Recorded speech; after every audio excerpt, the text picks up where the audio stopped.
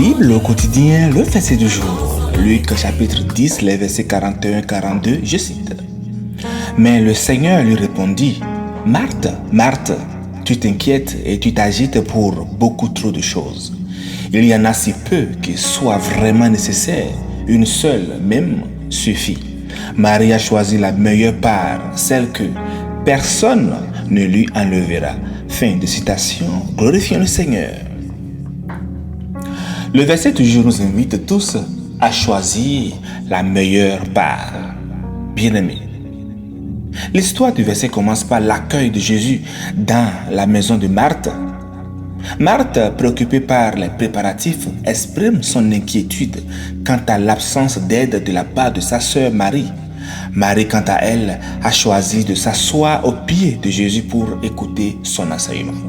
Dans le verset du jour, verset 41, le Seigneur lui répondit. Jésus, en tant que maître et modèle, répond à l'inquiétude de Marthe avec une profonde compassion. En l'appelant par son nom 2 fois, Marthe, Marthe, Jésus souligne l'importance de ces paroles qui vont suivre. Tu t'inquiètes et tu t'agis pour beaucoup de choses. Là, Jésus identifie le cœur du problème, l'inquiétude et l'agitation de Marthe. Elle est absorbée par les multiples détails du service, perdant en fait de vue l'essentiel. Le verset 42 dit « Une seule chose est nécessaire ». La réponse de Jésus révèle une sagesse profonde. Il ne minimise pas le service de Marthe, mais il souligne la singularité de ce qui est vraiment essentiel. Une seule chose est nécessaire. Et cette déclaration va au-delà des tâches matérielles et pointe donc vers la priorité spirituelle. Marie a choisi la bonne part qui ne lui sera point ôtée. Marie a fait le choix de s'asseoir aux pieds de Jésus, ce qui symbolise une recherche de sa présence et de sa parole. Et ce choix, dit Jésus, est inestimable et éternel. En clair, le texte du jour, notre verset, souligne l'appel à une priorité spirituelle dans nos vies. Cela ne minimise pas les responsabilités matérielles, mais il les place dans le contexte d'une relation intime avec Dieu. Chers amis, nous aspirons tous au ciel, pas seulement pour profiter de la beauté, de la grandeur, de la perfection de ce lieu, mais pour y rencontrer et demeurer avec notre Seigneur, n'est-ce pas? J'ai récemment entendu une personne dire ceci, c'est quand même contradictoire de ne pas passer du temps avec Dieu lorsqu'on est sur terre, mais s'attendre à passer l'éternité avec lui.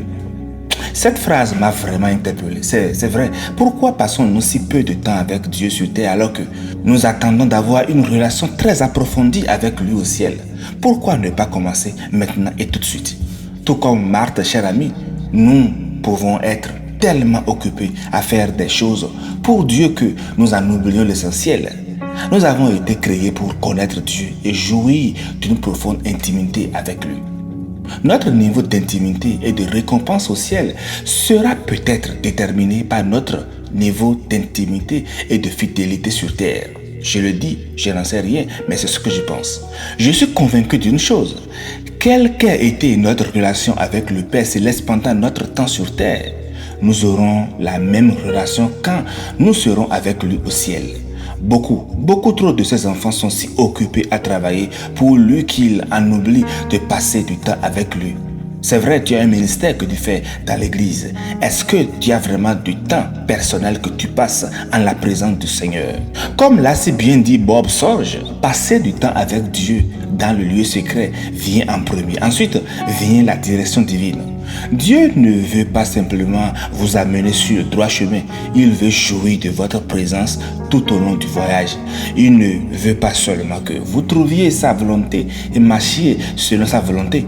Son premier désir est que vous vous approchiez de lui et le connaissiez. Le psalmiste dira que la seule chose que je désire, c'est d'être en ta présence. Marthe s'est agitée, mais Marie a choisi la meilleure part. Celle que personne ne lui enlèvera, la part qui perdurera pour l'éternité. Alors, bien-aimés, pourquoi ne pas choisir la meilleure part dès aujourd'hui?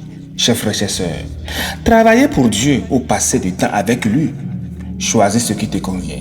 Bonne méditation et fin de semaine bénie à toutes et à tous dans la présence de notre Seigneur Jésus-Christ. Alléluia.